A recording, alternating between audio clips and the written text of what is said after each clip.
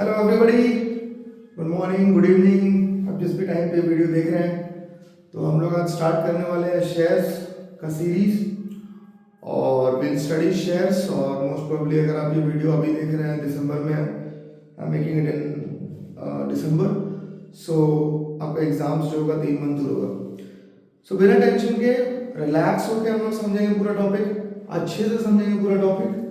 तो हम लोग स्टार्ट करेंगे इशू ऑफ शेयर्स। तो सबसे पहले अगर मैं बोलूं कि शेयर होता क्या है, व्हाट इज शेयर, तो देखिए कंपनीज जो है वो पैसा इकट्ठा करते हैं। They need money because companies बड़ी होती हैं, उनको पैसे का बहुत रिक्वायरमेंट होता है। ये जो पैसा का रिक्वायरमेंट होता है, इसको पूरा करने के लिए 2 टेक्निक है। पहला है दे गो फॉर डेट। डेट मतलब वो उधार लेंगे। क्या करेंगे? वो उधार लेंगे। सो डेट बहुत तरह का हो सकता है, जैसे वो बैंक से लोन ले सकते हैं या फिर डिबेंचर इशू कर सकते हैं, जो कि हम लोग नेक्स्ट चैप्टर में पढ़ेंगे। और सेकंड टेक्निक होता है इक्विटी, या फिर आप कह सकते हो ओनरशिप को डाइल्यूट करके। तो अगर कंपनीज अपना ओनरशिप डाइल्यूट कर रही है तो फिर उसको कहते हैं कि शेयर के मीडियम से पैसा ले रही है। कैसे? Let us understand this. How? Suppose करते हैं कंपनी को 1000 रुपीज का रिक्वायरमेंट है। कितने का रिक्वायरमेंट है? 1000 रुपीज का। अब वो टेक्निक 1 में जा सकता है बैंक की लोन लेने के लिए। टेक्निक 2 में क्या करेगा कि लेट्स कॉल इट, इस कंपनी का एक शेयर जो है 10 रुपीज का है। सो 1000 डिवाइडेड बाय 10 यानी कितने शेयर्स हो गए? 100 शेयर्स। 100 शेयर्स ये किसी को दे देगा। Let's call it mister A ने खरीदे 100 शेयर्स। अब ये जो 100 शेयर्स मिस्टर ए ने खरीदा, तो बदले में इनको क्या मिला? ओनरशिप। क्या मिला? ओनरशिप। और इन्होंने क्या दिया कंपनी को? ₹1000। सो जब इस मीडियम से कंपनी पैसे इकट्ठा करता है तो इसे हम कहते हैं शेयर्स, यानी हिस्सेदारी। कंपनी के अंदर में आपको एक हिस्सेदारी मिलेगी। वी विल प्रोसीड फर्दर और हम लोग देखेंगे कि कैसे होगा। अब हम देखते हैं क्लास 11th में ऑब्वियसली हमने क्या पढ़ाई किया था? हमने पढ़ा था सोल प्रोप्राइटर और पार्टनरशिप। अब हम लोग आगे बढ़ते हैं। अब क्यों शेयर्स के लिए कंपनीज क्यों खोलता है? सबसे पहले एडवांटेजेस समझिएगा। एक तो है कि जब आप सोल प्रोप्राइटर वगैरह को करते हैं या फिर जो छोटे लेवल के बिजनेसेस होते हैं, उसमें क्विक डिसीजन मेकिंग होता है, सीक्रेसी मेंटेन होता है, कॉन्फ्लिक्ट का इशू नहीं होता अगर आप सोल प्रोप्राइटर में हो तो। बट डिसएडवांटेजेस क्या है सोल प्रोप्राइटर का? सबसे पहले ग्रोथ एंड एक्सपेंशन लेस होगा। बिकॉज अगर आपको ग्रो करना, एक्सपैंड करना, फॉर एग्जांपल मान लीजिए टाटा जैसी कंपनीज है या रिलायंस जैसी कंपनीज है, तो आपको ह्यूज अमाउंट ऑफ कैपिटल चाहिए होगा। अब ह्यूज अमाउंट ऑफ कैपिटल चाहिए होगा तो वो सिंगल के लिए पॉसिबल नहीं है। लेट्स कॉल इट, अगर एक इंसान है उसके पास 1000 करोड़ है, बट अगर यही 1 लाख लोग हो, 1 लाख लोगों के पास अगर 10 रुपीज हो तो 10 लाख हो जाता है कैपिटल। अगर 100 रुपीज हो तो 1 करोड़ हो जाता है कैपिटल। अगर 1000 रुपीज हो तो 10 crore. So similarly, if lot of people are involved, there is obviously more of capital, ज्यादा कैपिटल का चांस है। तो सोल प्रोप्राइटर में लैक ऑफ कैपिटल एक प्रॉब्लम होता है। Lack of continuity. देखिए सोल प्रोप्राइटर जो हमने स्टार्टिंग में हमने 11th क्लास शुरू किया होगा तो एक बात समझा होगा कि बिजनेस में गोइंग कंसर्न कॉन्सेप्ट होता है कि बिजनेस जो है वो लगातार चलता रहता है। बट अगर आप इसमें कंपेयर करो सोल प्रोप्राइटर को और कंपनी को, तो you will notice कि companies go more and more often. For example, अभी there was a very sad incident about Mr. Ratan Tata. He died. But क्या टाटा कंपनी खत्म हुई? नहीं, टाटा is still continuing. तो वो जो कंटिन्यूटी है वो सोल प्रोप्राइटर में बहुत कम होता है। प्लस क्योंकि वहां पे कैपिटल कम है, so they are not able to hire much people at a much larger price. Because मान लीजिए आज के डेट में आप एक मैनेजर हायर करते हो from IIM, it is going to cost you 10 lakh, 20 lakh, even 30 lakh. तो वो जो लैक ऑफ मैनेजरियल स्किल्स है वो भी एक डिसएडवांटेज है सोल प्रोप्राइटर का। तो इन डिसएडवांटेजेस को सॉल्व कैसे किया जाए? How to solve this disadvantage? इसको सॉल्व करने के लिए company, we come to the structure of company. अब कंपनी क्या है भाई? देखते हैं, पढ़ते हैं। जॉइंट स्टॉक कंपनी का, कंपनी में be viewed as an association of person. अब यहाँ पे सोल प्रोप्राइटर नहीं है, बहुत सारे लोग हैं who contribute money or money's worth to a common stock and use it for common purpose. तो एक जगह पे एक एसोसिएशन ऑफ लोग आते हैं, उस पैसे को डालते हैं और उसको फिर यूज करते हैं। अब फीचर्स देखते हैं कंपनी का कहाँ पे डिफरेंस है। देखिए आपने बिजनेस स्टडी में भी पढ़ा होगा, बट बेसिक्स है, तो इस लेक्चर में मैं चाह रहा हूँ कि एक बार आप लोग कंपनी को जाने। तो हमने एक बार तो कंफर्म समझ लिया कि हाँ सर शेयर क्या होता है, तो फंड ऑर्गेनाइज करने का मेथड है जिसमें हम लोग कर क्या रहे हैं, ओनरशिप को डाइल्यूट कर रहे हैं। अब फीचर्स क्या है, सबसे पहले separate legal entity. Obviously Ratan Tata अलग है, टाटा अलग है। एक कंपनी के नाम पे केसेस भी हो सकते हैं, a company can sue as well as be sued. तो जब हम सेपरेट लीगल एंटिटी बोलते हैं, इसका मतलब क्या है, उसका नेचर जो है, लॉ जो है, उसको एक अलग एंटिटी मानता है, जिसको हम लोग आर्टिफिशियल पर्सन भी बोलते हैं। सेकंड है ट्रांसफरेबिलिटी ऑफ शेयर्स। अगर मान लीजिए सपोज करते हैं, लेट्स कॉल इट कि मिस्टर ए के पास टाटा के 100 शेयर्स है। अब मिस्टर ए इजीली इसको ट्रांसफर कर सकते हैं, किसको, मिस्टर बी को। शेयर मार्केट में यही तो होता है, आप शेयर खरीदते हो और शेयर बेचते हो, so you can transfer the shares easily. Third is artificial person. मैंने यहां भी समझाया आर्टिफिशियल पर्सन का मतलब क्या होता है। लॉ के नजर में दो टाइप ऑफ पर्सन होते हैं, एक होता है नेचुरल पर्सन, जैसे हम और आप, we are natural person, we breathe, we eat, will die. But ये जो आर्टिफिशियल पर्सन है, ये पर्सन के आइडेंटिटीज को कहां से मिल रही है, लॉ से मिल रही है। For example Tata, I am taking example of Tata. तो टाटा क्या है, एक आर्टिफिशियल पर्सन है, ये इसका लीगल एंटिटी भी है, ये लॉ सू कर भी सकता है और इसके ऊपर भी केसेस हो सकते हैं। It can have a bank account of its own. Next is perpetual existence. Perpetual का मतलब क्या, एक लाइन था इंग्लिश पोएम में, पोएम का नाम है द ब्रूक, फॉर मेन में कम एंड मेन में go but I go on forever. तो वही हाल है कंपनी का भी, लोग आते जाते रहते हैं, बट इसका जो एग्जिस्टेंस है वो परपेचुअल है। ये बहुत इंपॉर्टेंट है। Limited liability. लिमिटेड लायबिलिटी का क्या मतलब होता है, लिमिटेड लायबिलिटी का ये मतलब होता है कि जैसे फॉर एग्जांपल अगर मान लीजिए मिस्टर ए ने बैंक से लोन लिया 1000 का, बैंक से लोन लिया कितने का, 1000 का, और किसी रीजन से अगर मिस्टर ए बैंक को पैसा नहीं दे पाए या फिर डिफॉल्ट कर दिया, अगर मिस्टर ए इंडिविजुअल कैपेसिटी में बैंक से लोन लेते हैं, तो इनके पर्सनल एसेट्स भी बैंक यूज कर सकता है टू मॉर्गेज देम या फिर रिकवरी के लिए। बट कंपनी के केस में ऐसा नहीं होता। कंपनी का जो लायबिलिटी है वो लिमिटेड है। तो जब मैं बोल रहा हूं लिमिटेड है तो उसका क्या मतलब है, अब यही एग्जांपल लेते हैं। मिस्टर ए ने, लेट्स कॉल इट, ये मिस्टर ए का जो था, मिस्टर ए जो है उन्होंने टाटा में इन्वेस्ट किया। किसमें इन्वेस्ट किया, टाटा में, 1000 रुपीज। अब टाटा कंपनी ने बैंक से लोन लिया है, बैंक से लोन लिया है कितने का, let's call it whatever loan amount है, 10,000 का लोन लिया, क्योंकि और भी तो शेयर होल्डर्स होंगे, मिस्टर ए अकेले तो नहीं होंगे ना। अब अगर ये वाला लोन टाटा या कोई भी कंपनी डिफॉल्ट करता है या नहीं पे करता है, तो मिस्टर ए का पर्सनल एसेट यूज नहीं होगा, इनकी लायबिलिटी कितना होगी, ₹1000, जितना इन्होंने कंपनी में इन्वेस्ट किया है।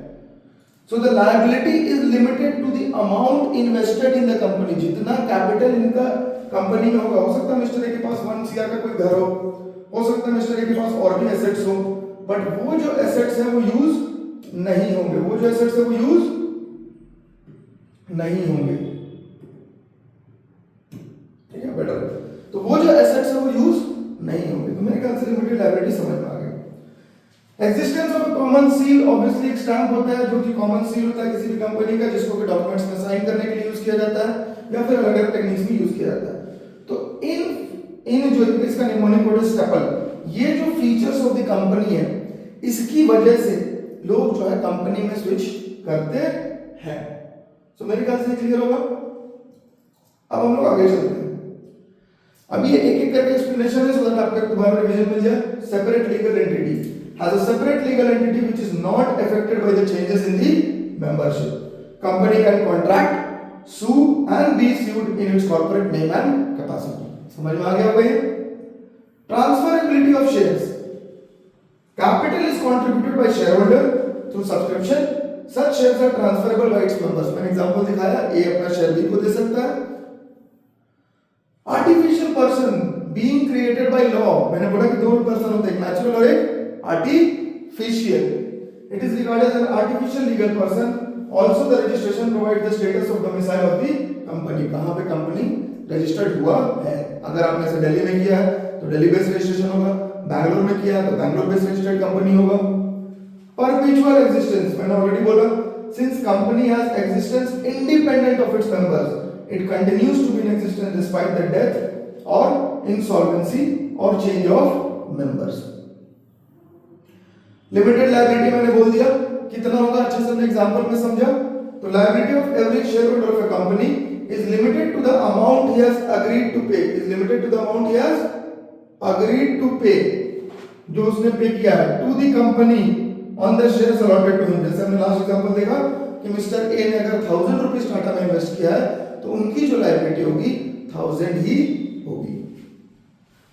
Existence of a common seal, हमने बोल दिया not a natural person it cannot sign the documents. Obviously खुद से कंपनी तो साइन नहीं करेगा. In the same manner as a natural person would do, the common seal is affixed on all documents by the person authorized. तो कोई ना कोई authorized signatory होगा इसका, चाहे वो डायरेक्टर्स ऑफ द कंपनी होंगे या फिर anybody else whosoever the company authorizes. तो मेरे ख्याल से क्लियर है. अब we'll proceed further. अब हम लोग आते हैं शेयर्स. ढंग से समझेंगे. देखिए अभी तक हम लोग समझे कंपनी क्या है, फंडिंग का तरीका है, shares. The capital of the company is divided into units of small denomination और इसको हम शेयर्स बोलते हैं. अब इसको समझते हैं ये क्या कहना चाह रहा है. सपोज करते हैं कंपनी का कैपिटल है 1 लाख और इसको हमने यूनिट्स में बांट दिया. लेट्स कॉल इट 1000 यूनिट्स में. तो एक यूनिट का प्राइस कितना होगा, 100 रुपीज 100. तो ये जो यूनिट्स में बांटा दैट इज 1000 इनटू रुपीज 100. ये जो 1 लाख रुपीस बांटा इसको 1000 यूनिट्स पे, तो ये एक एक यूनिट शेयर होगा. these persons are known as shareholders. अब जो इसको होल्ड करेंगे, लेट्स कॉल इट 1000 यूनिट्स है और मिस्टर ए के पास 10 यूनिट्स हो सकता है, मिस्टर बी के पास 20 यूनिट्स, सी के पास 30 यूनिट्स, व्हाटएवर द केस में बी. सो ये एक एक A B C everybody is known as share holder and the amount contributed by them is known as share capital. अगर A ने 10 units hold किया तो उसके कितना कंट्रीब्यूट किया, 10 into रुपीस 100. एक शेयर कितने का है, 100 का. तो ये हो गया 1000. This is the share capital. तो मेरे ख्याल से क्लियर होगा कि शेयर्स किसको कहते हैं और शेयर होल्डर कौन है और शेयर कैपिटल क्या है. ये वीडियो बेसिक्स पे है तो हम लोग बिल्कुल बेसिक पे रखेंगे. जर्नल एंट्री जो है वो अब नेक्स्ट वीडियो से स्टार्ट करेंगे. ठीक है. I would suggest please basics को भी ध्यान से समझो क्योंकि जितना कॉन्सेप्ट क्लियर होगा उतना अच्छा रहेगा. एंड डिबेंचर चैप्टर जो है, इसके बाद वाला चैप्टर जो है वो पूरे शेयर पे ही बेस्ड है. तो अगर शेयर आपको अच्छे से समझ में आ गया तो debenture is like 1 day class. That's it. Next, अब कितने टाइप्स ऑफ शेयर होते हैं. मेजरली 2 टाइप्स ऑफ शेयर्स होते हैं, equity shares and preference shares. अब ये क्या है भाई, equity shares and preference shares. इसको मैं पहले एक्सप्लेन कर देता हूं और फिर हम लोग इसको पढ़ लेंगे. देखो, इक्विटी शेयर्स के अंदर दोनों शेयर्स हैं तो दोनों में ओनरशिप मिलता है, बट इसका नाम है प्रेफरेंस शेयर. मतलब कहीं ना कहीं इसको कुछ ना कुछ प्रेफरेंस मिला हुआ है देन इक्विटी, तभी तो उसका नाम प्रेफरेंस शेयर है. तो क्या प्रेफरेंस मिला हुआ है, सबसे पहले समझना यह है कि क्या प्रेफरेंस मिला हुआ है. तो आपको अगर पता हो 11th में आपने पढ़ा होगा बैलेंस शीट. अब यहाँ पे आपका होता था कैपिटल, यहाँ पे आपका होता था सारे लायबिलिटी और इस साइड में आपका होता था एसेट्स. अभी इसी वाले बैलेंस शीट को मैं यूज करूंगा समझाने के लिए. एक बार ये समझ में आ जाएगा तो फिर सब समझ में आ जाएगा.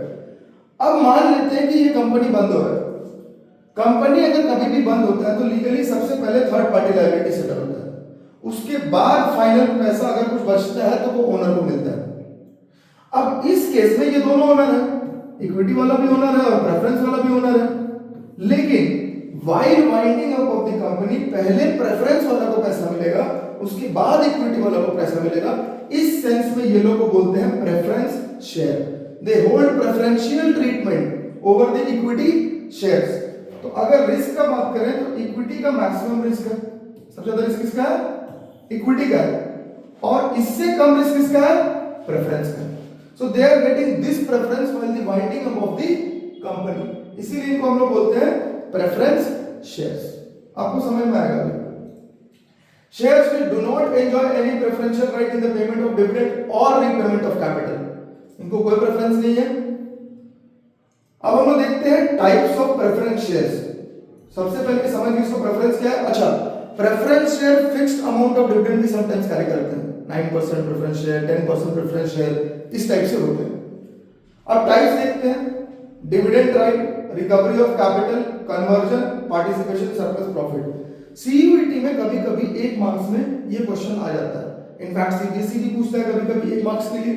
तो एक बार लेट अस अंडरस्टैंड कि कितने टाइप्स ऑफ प्रेफरेंशियल शेयर होते हैं, प्रेफरेंस शेयर होते हैं। सबसे पहले क्यूमुलेटिव और नॉन क्यूमुलेटिव, ये क्या है पढ़ते हैं। Enjoy the right to accumulate unpaid dividends in the future year in the case the same is not paid in during a year. अब देखो, इक्विटी में जिस साल कंपनी डिविडेंड डिक्लेयर करता है उसी साल डिविडेंड मिलता है, बट ये जो है प्रेफरेंस शेयर में क्यूमुलेटिव नेचर के जो होते हैं वो अपना डिविडेंड एक्यूमुलेट कर लेते हैं। जैसे मान लीजिए कंपनी ने 1 2 3 साल डिविडेंड नहीं दिया तो 4th ईयर वो क्यूमुलेटिव देगा एक साथ। अब नॉन क्यूमुलेटिव क्या है, डिविडेंड इज नॉट एक्यूमुलेटेड, अगर एक साल नहीं दिया गया तो वो एक्यूमुलेट नहीं होगा। ये कैटेगरीज है प्रेफरेंस शेयर का। अगर किसी ने क्यूमुलेटिव प्रेफरेंस शेयर लिया है तो उस केस में अगर कंपनी 3 साल डिविडेंड नहीं डिक्लेयर करता है तो भी 4th ईयर उसको 4 साल का मिलेगा साथ में। लेकिन अगर किसी ने नॉन क्यूमुलेटिव प्रेफरेंस शेयर लिया है तो उसके अंदर में डिविडेंड एक्यूमुलेट नहीं होगा, अगर नहीं मिला तो उसको नहीं मिलेगा। तो ये जो क्यूमुलेटिव नॉन क्यूमुलेटिव किस बेसिस पे, डिविडेंड के बेसिस पे। रिडीमेबल प्रेफरेंस शेयर और इररिडीमेबल। अब रिडीमेबल का मतलब क्या होता है? These shares are redeemed or repaid in accordance with the term of issue after a specified period. In India, companies can now issue only this category of preference shares. अब देखो, redeemable का मतलब ये हुआ कि अगर कंपनी ने बोला है कि भैया 5 साल के बाद रिडीम हो जाएगा और मिस्टर ए ने ₹1000 का प्रेफरेंस शेयर लिया है, तो after 5 years mister A will get back the ₹1000 और उसको हम लोग बोलेंगे रिडीम हो जाना। डिबेंचर में भी ये वर्ड आएगा रिडीमेबल। रिडीमेबल का मतलब ही हुआ कि आपको पैसा लौट के आ जाएगा। इररिडीमेबल कौन हुआ भाई? These are shares which cannot be refunded before winding up. इनका रिफंड नहीं होता है। तो सवाल ये उठता है कि सर तो फिर क्या होगा, पैसा लेके कंपनी परमानेंट रख लेगा? नहीं, ऐसा नहीं होगा। उसका ओनरशिप टाइटल ट्रांसफर हो जाएगा। जैसे अगर मेरे पास 100 शेयर्स है, अब वो रिडीमेबल नहीं है तो कंपनी पैसा लौटाएगा नहीं, but I can transfer to other person. तो मेरे से शेयर अगले के पास ट्रांसफर हो जाएगा और वो मेरे को पैसा दे देगा। तो बाइंग एंड सेलिंग एक डिफरेंट कॉन्सेप्ट है और रिडीमेबल और इररिडीमेबल एक डिफरेंट कॉन्सेप्ट है।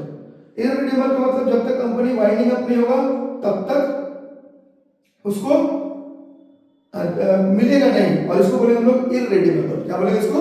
इररिडीमेबल। तो एक समझिए क्यूमुलेटिव नॉन क्यूमुलेटिव, अभी समझिए रिडीमेबल और इररिडीमेबल। ये थ्योरी पार्ट है और ये बहुत इंपॉर्टेंट है क्योंकि मैं देखता हूँ लोग थ्योरी स्किप करते हैं और सीयूईटी पॉइंट ऑफ व्यू से या फिर आपके एग्जाम में 1 मार्क्स क्वेश्चन के पॉइंट ऑफ व्यू से ये 1 मार्क्स 1 लाइनर्स बहुत इंपॉर्टेंट है। कन्वर्टेबल एंड नॉन कन्वर्टेबल, बहुत नाम से पता चल रहा है किसी चीज में कन्वर्ट कर देना। तो can be converted into equity shares with in a specified period of time. अगर मान लीजिए कोई स्पेसिफिक पीरियड ऑफ टाइम है, उसके अंदर अंदर आप उसको कन्वर्ट कर सकते हैं अगर चाहेंगे तो इक्विटी शेयर्स में। नॉन कन्वर्टेबल है तो आप उसको इक्विटी शेयर में कन्वर्ट नहीं कर सकते हैं 6 मंथ्स या 1 ईयर। अगर वो नॉन कन्वर्टेबल होगा तो आप 1 ईयर और up to 6 months you can not convert them into equity shares. Participating and non participating. अब देखिए, पार्टिसिपेटिंग कौन है? जिनको की राइट है पार्टिसिपेट करने में, किसमें? Further surplus of a company shares which after dividend at a certain rate has been paid on equity shares. तो जो प्रॉफिट ऑफ द कंपनी, मान लीजिए प्रेफरेंस शेयर है वो 9% है, किसी ने 1000 इन्वेस्ट किया, आप ऐसे समझना 1000 है शेयर का दाम, 9% प्रेफरेंस शेयर है, तो इस पे मिलेगा आपको 9/100 into 1000 which is equal to 90 rupees. तो ये तो आपको मिलेगा, बट इसके बाद आपको फर्दर राइट नहीं होगा कि कंपनी के प्रॉफिट में पार्टिसिपेट करो। तो फिर ये होगा non participating.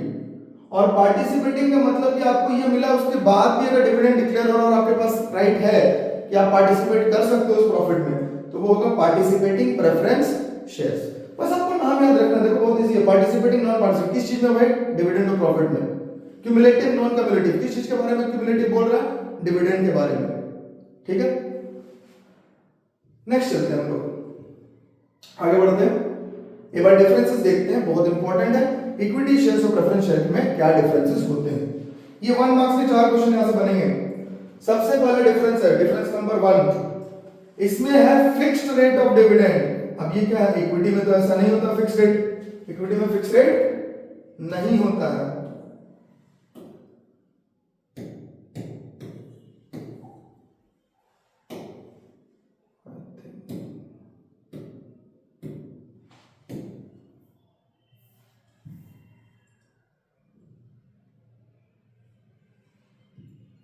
Okay, now we'll proceed. Give me 1 second.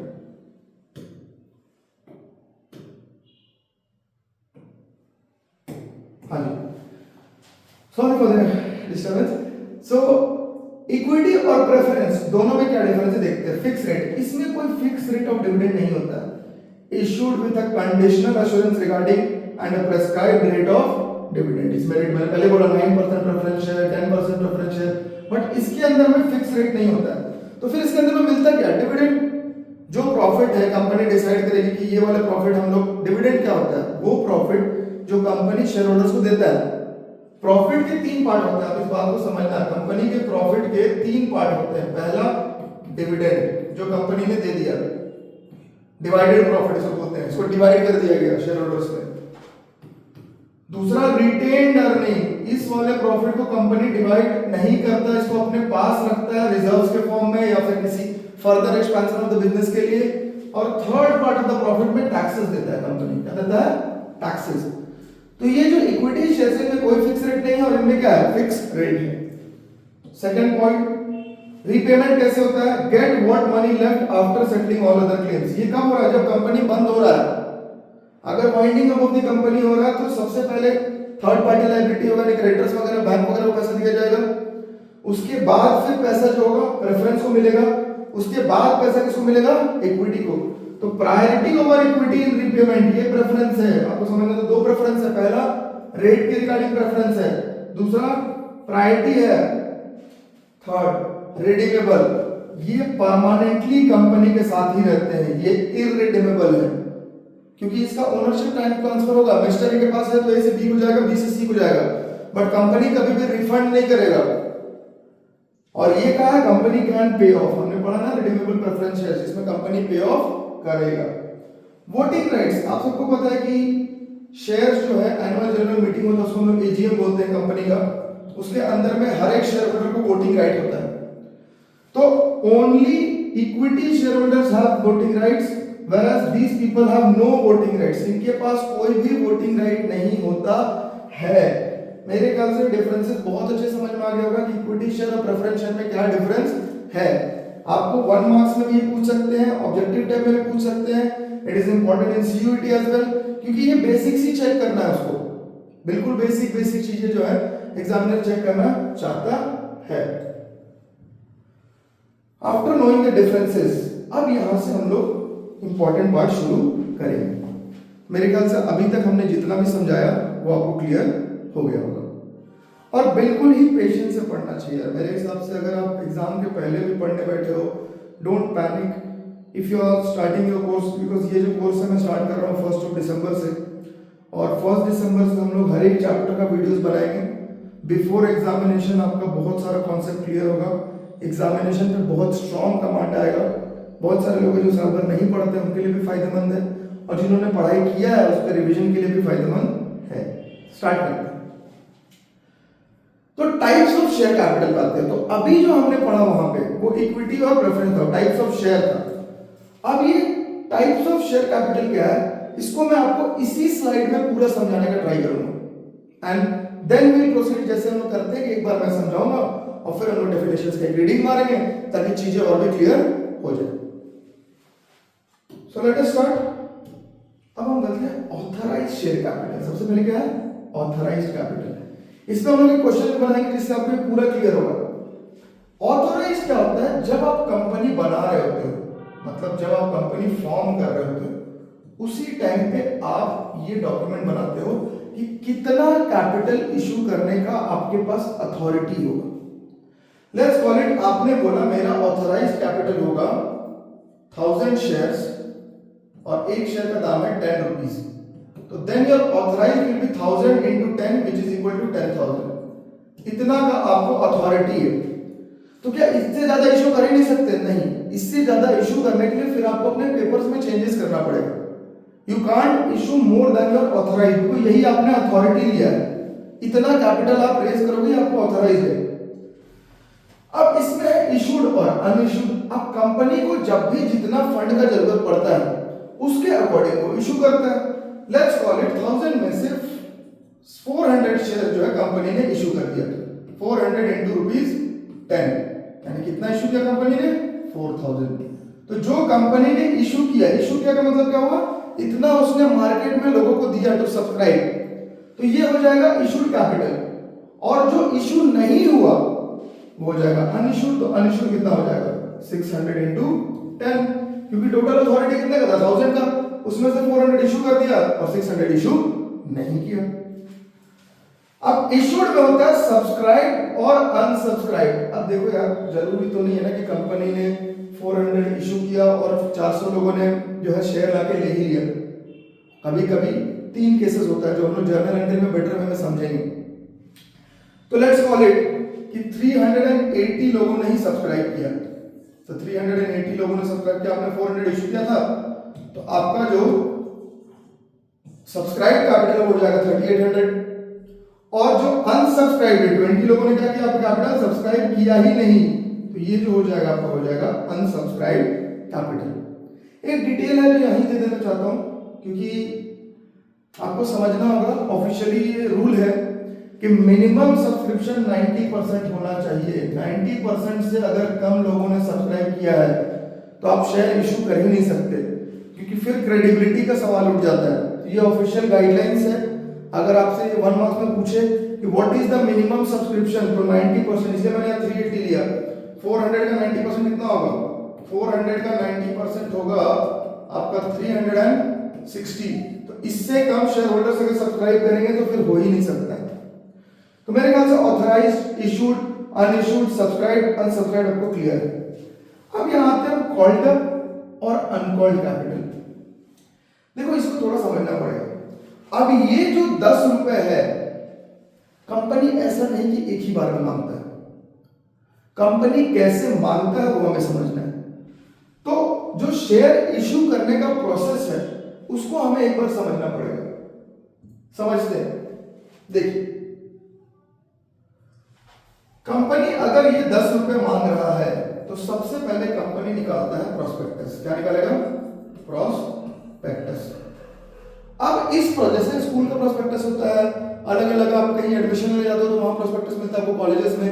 उसी तरह से कंपनीज का प्रोस्पेक्टस होता है कि भैया वो क्या काम करती है, कितना उनका प्रॉफिट है, क्या बैलेंस शीट है उनका, सो दैट इन्वेस्टर्स को एक आइडिया लगे कि इन्वेस्ट करना है या नहीं करना है। तो प्रोस्पेक्टस निकालने के बाद लोग करते हैं अप्लाई, इसको बोलते हैं एप्लीकेशन। मान लो जैसे इस वाले केस में हमने लिया कि 1000 था, 1000 into 100 था ऑथराइज्ड, फिर ये 1000 to 10 लिया था शायद हमने, हाँ 10 लिया था, तो मैं इसको 10 ही लेता हूँ। 1000 to 10 यानी हमने लिया था 10,000 ऑथराइज्ड कैपिटल, जिसमें से हमने कहा कंपनी ने 400 शेयर जो है इशू किया और 600 तो इशू किया ही नहीं, तो ये अनइशूड में चला गया। इसमें हमने बोला कि 380 लोगों ने सब्सक्राइब किया और 20 लोगों ने सब्सक्राइब नहीं किया, तो ये अनसब्सक्राइब में चला गया। अब ये जो 10 रुपीज है, कंपनी पूरा का पूरा पैसा एप्लीकेशन में नहीं मांगता है, तो स्टेजेस में मांगता है। एप्लीकेशन में मान लो कंपनी ने, अब ये समझना है लिखना कैसे, कंपनी ने बोला वो एप्लीकेशन में 2 रुपए लेगा। अलॉटमेंट नेक्स्ट होता है अलॉटमेंट, उसमें 3 लेगा। फर्स्ट कॉल में वो लेगा 3, तो ये 3 2 5 3 8 और 2 10। सो companies demand with this way, they ask for the application, allotment, first call और फाइनल कॉल। ये बोलने का तरीका है। उसको चाहिए 10 रुपए, उसने एप्लीकेशन में 2 ही मांगा, तो ये जो 2 रुपए मांगा तो ये एप्लीकेशन का स्टेज हो गया जिसमें 2 रुपए पर शेयर मांगा। इसके बाद स्टेज आएगा अलॉटमेंट का। अब आपको अलॉट हो चुका है शेयर्स और कंपनी जो है अलॉटमेंट पे पैसा मांग रहा है। कितना बोला हमने? ₹3। अलॉटमेंट के बाद फर्स्ट कॉल और फाइनल कॉल होता है। ऐसा नहीं है, कभी कभी फर्स्ट कॉल में ही फाइनल कॉल हो जाता है, कभी कभी कोई कंपनी फर्स्ट कॉल या सेकंड कॉल मांगता है, तो ये जो आगे क्वेश्चंस बनाएंगे तो हमें और बेटर समझ में आएगा। यहां समझाने का मेरा पर्पस है कि आपको पेड अप और कॉल सिनेरियो समझ में आ जाए। तो सपोज करो कि अलॉटमेंट में उसके बाद है फर्स्ट कॉल में मांगा, उसकी फर्स्ट कॉल में कितना मांगा, हमने बोला 3 रुपए, और फिर मांगा second and final call, second and final call में उसने मांगा 2 रुपए। अब हुआ क्या, कॉल्ड अप और अनकॉल्ड समझ गए, यहाँ पे 380 लोगों ने सब्सक्राइब कर दिया, यहां तक तो क्लियर था मामला, 380 लोगों ने सब्सक्राइब कर दिया। अब सपोज करते कंपनी ने यहीं तक कॉलिंग किया, मतलब कितना किया, 2 3 5 और 3 8, तो कॉल्ड अप कैपिटल कितना होगा 8 रुपीस, और अनकॉल्ड कितना है 2 रुपीस। 2 रुपीस को उसने अभी कॉलिंग किया ही नहीं है, जब वो मांगेगा तब शेयर होल्डर्स को देना पड़ेगा। तो यानी कॉल्ड कैपिटल हो जाएगा 380 इंटू 8 और अनकॉल्ड कैपिटल हो जाएगा 380 इंटू 2, क्योंकि सब्सक्राइब 380 लोगों ने किया है। अब इसमें जब कंपनी ने कॉलिंग किया, मेरे ख्याल से समझ में आ गया, कॉल्ड और अनकॉल्ड ये चारों स्टेज समझने के बाद, अब अगर कॉलिंग किया, ये बहुत इंपॉर्टेंट है इसलिए टॉपिक समझना, क्योंकि ये जितना भी जर्नल एंट्री हम लोग करेंगे इसी के बेसिस पे करेंगे, क्योंकि स्टेप्स को समझना जरूरी है। अगर कंपनी ने 8 का कॉलिंग किया, जरूरी तो नहीं कि सारे लोग पैसा दे देंगे, कुछ लोग नहीं भी देते हैं, लटका के रखते पैसा। तो जिन लोगों ने दे दिया वो पेड अप कैपिटल हो गया। जैसे सपोज करते हैं 380 में मान लीजिए 20 शेयर होल्डर्स ने नहीं दिया, 20 शेयर होल्डर्स ने कौन सा पैसा नहीं दिया, let's call it first call नहीं दिया, क्योंकि कॉलिंग 3 हुआ, यहां पे मिल गया पैसा, यहां पे मिल गया पैसा, फर्स्ट कॉल का पैसा 20 शेयर होल्डर्स ने नहीं दिया, यानी 20 इंटू 360 रुपीस क्या हो जाएगा, नहीं दिया, तो बाकी पैसा तो आ गया। तो ये जो 20 इंटू 3 है ये बन जाएगा कॉल्स इन एरियर, ये पैसा नहीं आया, और रिमेनिंग अमाउंट बन जाएगा पेड अप कैपिटल, क्योंकि बाकी का पैसा आ गया। रिजर्व कैपिटल क्या है, अभी इसके बाद हम एक एग्जांपल डिस्कस करेंगे, उसमें बहुत क्लियर हो जाएगा ये सारा कॉन्सेप्ट। ये क्वेश्चन है जो कि हम लोग डिस्कस करेंगे। रिजर्व कैपिटल क्या है भैया, कुछ कैपिटल कंपनी का अनकॉल्ड था, उसने कॉलिंग किया ही नहीं था, ये 2 रुपए का फाइनल कॉल। अब लेट्स कॉल इट, कंपनी ने ये डिसाइड किया, ये बहुत इंपॉर्टेंट समझना, कंपनी ने ये डिसाइड किया कि वो ये जो कॉलिंग है वो कब करेगा, जब कंपनी वाइंड अप होगा तब, उससे पहले नहीं करेगा।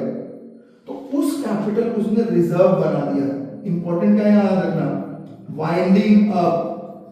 ऐसा नहीं कि अगर कॉल नहीं किया तो सारा रिजर्व कैपिटल बन जाता है, नहीं, कॉल नहीं किया तो बाद में फ्यूचर में तो कॉल करेगा ना, बट अगर कंपनी ने डिसाइड कर दिया कि भैया वो कॉलिंग तभी करेगा जब कंपनी वाइंड अप होगा, तो ये बन जाता है रिजर्व कैपिटल। तो मेरे ख्याल से एक आइडिया तो लग गया होगा कि क्या है authorised, issued, unissued, subscribe, unsubscribe, called, uncalled. अब इसको बेटर वे में समझने के लिए एक एग्जांपल लेते हैं। We'll take an example and we'll try to understand this in a better way. एक बार हम लोग पढ़ लेते हैं। मेरा वो तरीका है कि पहले एक बार समझा देना, फिर आपको एक बार पढ़ने को कहना। Authorized, this is the maximum amount of capital a company is authorized, जितने का अथॉरिटी है। This is specified in memorandum of association of the company. Company की 2 चीजें होती हैं, एक MOA और एक AOA, आर्टिकल ऑफ एसोसिएशन और मेमोरेंडम ऑफ एसोसिएशन। इशूड क्या है, जो पार्ट ऑफ ऑथराइज्ड, जिसको कि पब्लिक को सब्सक्रिप्शन के लिए दिया गया। सब्सक्राइब क्या है, पार्ट ऑफ इशूड, जो कि एक्चुअली परचेज किया गया। कॉल्ड अप क्या है, वो पोर्शन, जैसे पिछले एग्जांपल में हमने देखा, application, allotment of first call, वो पोर्शन सब्सक्राइब पे जो कंपनी ने मांगा है पेमेंट के लिए। पेड अप क्या है, this is the amount of called up actually paid by the public, जो पब्लिक ने पे किया। और ये रिजर्व कैपिटल क्या है, reserve capital is a part of uncalled capital set aside as reserve by the company to call up only in the event of liquidation of the company, जब company बंद होगा तब ही। तो मेरे ख्याल से समझ में आ गया। अब ये कितना समझ में आया, इसके लिए हम लोग करेंगे, we'll do this thing।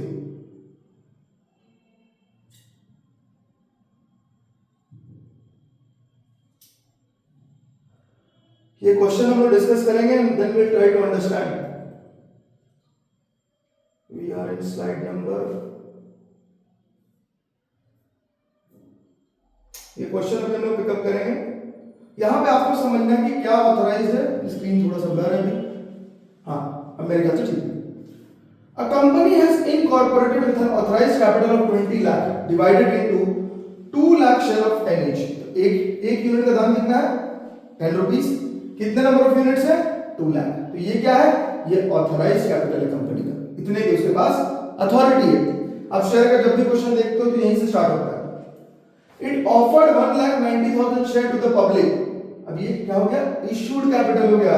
Issued कितना हो गया 1,90,000 ऑफ 10 ईच, यानी कितना हो गया 19 लाख रुपीस, ये इश्यूड हो गया।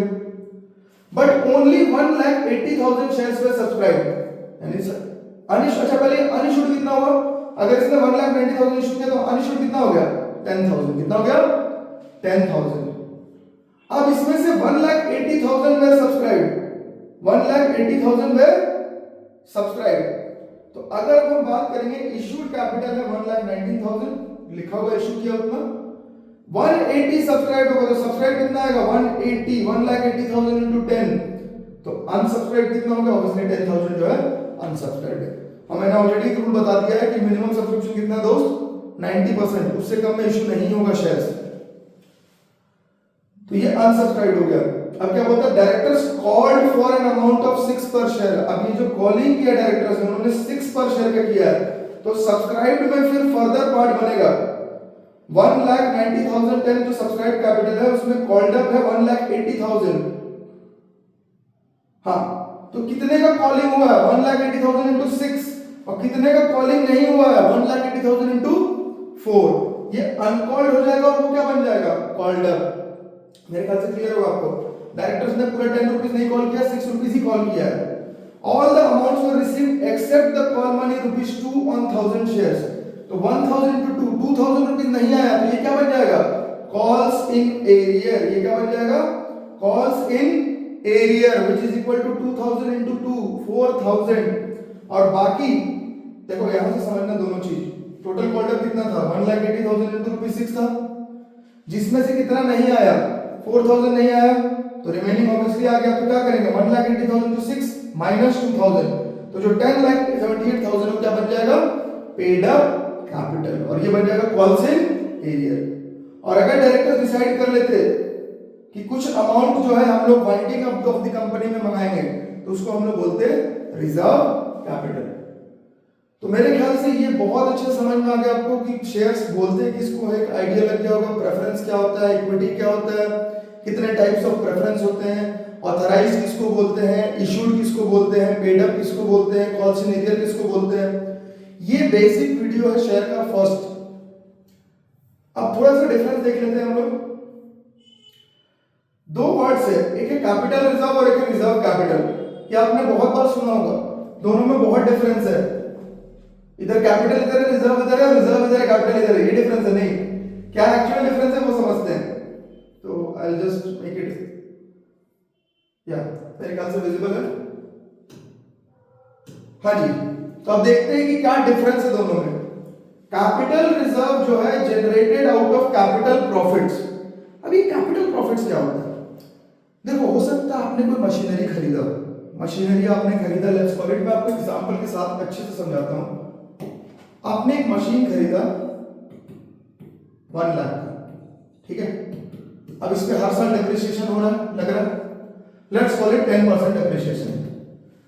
तो एग्जांपल को इजी रखने के लिए मैं स्ट्रेट लाइन मेथड लेता हूं, रिटन डाउन में नहीं जाएंगे हम लोग। तो हर साल ये मशीन जो है 10,000 डेप्रिशिएट कर रहा है। तो फर्स्ट ईयर में हो गया 90, फिर सेकंड ईयर डेप्रिशिएट किया तो ये हो गया 80। अब at the end of second year company ने इसको बेचने का डिसाइड किया और ये बिका 90,000 में। कितने बिका 90,000 में। तो ये जो प्रॉफिट मिला 10,000 का, ये आउट ऑफ कैपिटल है। तो ये जो पैसा ये जाएगा कैपिटल रिजर्व में। तो जो भी profits generated out of capital profits, तो इस टाइप का जो कैपिटल प्रॉफिट्स होता है, देखो दो टाइप का प्रॉफिट है। एक रेवेन्यू प्रॉफिट। रेवेन्यू प्रॉफिट का मतलब रोज आप वो काम कर रहे हो। फॉर एग्जांपल मान लो आपका फर्नीचर का बिजनेस है, तो आप डेली फर्नीचर खरीद रहे हो, बेच रहे हो, तो वो आप उससे जो प्रॉफिट कमा रहे हो रेवेन्यू प्रॉफिट है। मगर फर्नीचर के बिजनेस में मशीनरी तो रोज खरीदोगे बेचोगे नहीं ना। तो ये जो ट्रांजैक्शन है ये कैपिटल प्रॉफिट है। तो ऐसे ट्रांजैक्शन से जो प्रॉफिट होता है उसको हम लोग क्रिएट करते हैं, उसका नाम है कैपिटल रिजर्व। अच्छा, रिजर्व कैपिटल क्या है? बिल्कुल उल्टा है। Capital not to be called up unless the company goes into liquidation. ये शेयर से एसोसिएटेड कॉन्सेप्ट है। भैया वो शेयर जिसकी कॉलिंग अप तभी करोगे जब कंपनी लिक्विडेशन मतलब वाइंडिंग अप। तो ये दोनों में डिफरेंस समझना है। ये कहां डिस्क्लोज होता है? बैलेंस शीट में। ये बैलेंस शीट में मेंशन नहीं होता है क्योंकि ये आप कॉलिंग ही नहीं किए हो अभी। कोई भी चीज मेंशन होने के लिए बैलेंस शीट में डुअल इफेक्ट होना चाहिए। डुअल इफेक्ट का मतलब क्या होता है? जैसे सपोज करो इसमें प्रॉफिट हुआ तो एक तरफ आपका मशीनरी कम होगा, प्रॉफिट एंड लॉस में डबल ट्रीटमेंट होगा ना, डेबिट क्रेडिट का। इसमें तो कॉलिंग ही नहीं हुआ। अब बस कैपिटल अगर आप दिखा भी दोगे, अगर आप दिखा देते हो रिजर्व कैपिटल, तो फिर एसेट में क्या दिखाओगे? पैसा तो आया नहीं है। फिर readily available for writing of capital losses. मान लीजिए फ्यूचर में आपका कोई कैपिटल लॉस हुआ, कोई मशीन मान लीजिए 90 में नहीं बेच के आप 75 में बेचते, तो आपको तो 5000 का लॉस लग जाता। इसको राइट ऑफ करने के लिए कैपिटल रिजर्व यूज कर सकते हैं। लेकिन ये कब है? Only during liquidation process. इसका एप्लीकेशन क्या है? Retain in existing assets of the company, not retain. इसको कहीं आप रिटेन करते ही नहीं क्योंकि ये रिजर्व में पड़ा हुआ, रिजर्व कैपिटल है। Created without any resolution. Normally भी क्रिएट कर सकते हो, उसके लिए कोई रेजोल्यूशन का मतलब क्या? मीटिंग बुला के बोर्ड ऑफ डायरेक्टर्स को साइन करवाने की जरूरत नहीं है। Special resolution should be passed. आप ऐसे नहीं कर सकते, आपको क्या पास करना पड़ेगा? स्पेशल रेजोल्यूशन कि भैया इतना कैपिटल जो हम लोग रिजर्व कैपिटल बना रहे हैं। तो मेरे ख्याल से कैपिटल रिजर्व और रिजर्व कैपिटल में जो डिफरेंसेस है वो क्लियर कट समझ में आ गया होगा। एंड इसी के साथ हम लोग का ये फर्स्ट जो क्लास है ये कंप्लीट हुआ। अगर आपको रिवीजन चाहिए तो एक क्विक रिवीजन ले लेते हैं पूरे क्लास का। बेसिक पर्पस क्लास में क्या था? शेयर्स का बेसिक समझाना। हमने ये समझा कि शेयर्स होता क्या है, क्या होता है शेयर्स? भाई कंपनी अपने कैपिटल को छोटे छोटे यूनिट्स में बांट देती है जिसको हम लोग शेयर्स बोलते हैं। शेयर्स का जरूरत क्यों पड़ता है? शेयर्स का जरूरत इसलिए पड़ता है क्योंकि कंपनी को फंड्स की जरूरत है। फंड्स लेने का दो तरीका है, या तो डेट या तो ओनरशिप डाइल्यूट करना। शेयर्स जो है ओनरशिप डाइल्यूट करने का मेथड है। कितने टाइप्स के शेयर होते हैं? इक्विटी शेयर्स और प्रेफरेंस शेयर्स। इक्विटी और प्रेफरेंस को प्रेफरेंस क्यों कहते हैं? क्योंकि उनको प्रेफरेंस मिलता है। किन चीजों में प्रेफरेंस मिलता है? दो चीजों में प्रेफरेंस मिलता है। सबसे पहला, winding up of the company में या लिक्विडेशन प्रोसेस में सबसे पहले पैसा प्रेफरेंस को मिलेगा। सेकंड, उनका एक फिक्स अमाउंट ऑफ रिटर्न होता है, तो ये दो चीजों में उनको प्रेफरेंस मिलता है। फिर हमने क्या समझा? हमने ये सबसे इंपॉर्टेंट पार्ट समझा जो आपको याद रखना है रिवीजन पॉइंट ऑफ व्यू से, कि भैया जो शेयर कैपिटल है कितने टाइप्स का होता है। तो ये पेज है, आपको एक बार दोबारा से देख लेना चाहिए for the revision of the class. हाँ जी, ऑथराइज्ड कैपिटल जितने की आपको अथॉरिटी है उसमें से जो आपने इशू किया और एक अनइशूड होगा। इशूड में से कुछ पार्ट सब्सक्राइब होगा और कुछ पार्ट अनसब्सक्राइब होगा। लोग सब्सक्राइब करेंगे ही नहीं। रूल है क्या? Minimum subscription 90%। सब्सक्राइब में आएगा कॉल्ड अप, अनकॉल्ड। कॉल्ड जो कंपनी ने मांगा, और अनकॉल्ड जैसे हमने एग्जांपल देखा था कि डायरेक्टर्स ने 6 रुपीस ही मांगा था, 4 रुपीस नहीं मांगा तो वो अनकॉल्ड। कॉल्ड अप में जो पैसा मिल गया वो पेड अप, नहीं मिला वो कॉल्स इन एरिया। अनकॉल्ड का पार्ट, वो अनकॉल्ड का पार्ट जो लिक्विडेशन के टाइम पे मांगा जाएगा, यानी जब कंपनी बंद होगी तो उसको हम लोग बोलेंगे रिजर्व कैपिटल। ये भी आपको अच्छे से क्लियर है। इसके बाद हमने टाइप्स ऑफ प्रेफरेंस शेयर भी देखा आज कि कितने टाइप्स के प्रेफरेंस शेयर होते हैं। So this was all about the basics class. The next video that is going to come will directly start from journal entry, कि ये जो हमने बात की आज की शेयर्स जो है 4-5 स्टेप्स में इशू होता है। पहले प्रोस्पेक्टस होता है, फिर एप्लीकेशन होता है, फिर अलॉटमेंट होता है, फिर फर्स्ट कॉल होता है, फिर फाइनल कॉल होता है। तो इसकी क्या जर्नल एंट्रीज होती हैं। So I hope you really like the video, और please let me know in the comment section if you have some kind of problem. अगर आपको लगता है कि वीडियो ऐसी बननी चाहिए या कोई सजेशन है तो प्लीज ड्रॉप कीजिए। Start preparing for your board exams well. I will be there with you in every class, और जितना हो सकेगा मैं कॉन्सेप्ट्स को क्लियर करूंगा। क्वेश्चंस हम लोग लगातार बनाते रहेंगे। All the best for your exams, and channel को लाइक करिए, सब्सक्राइब करिए, help me grow. Thank you, thanks a lot, have a great day.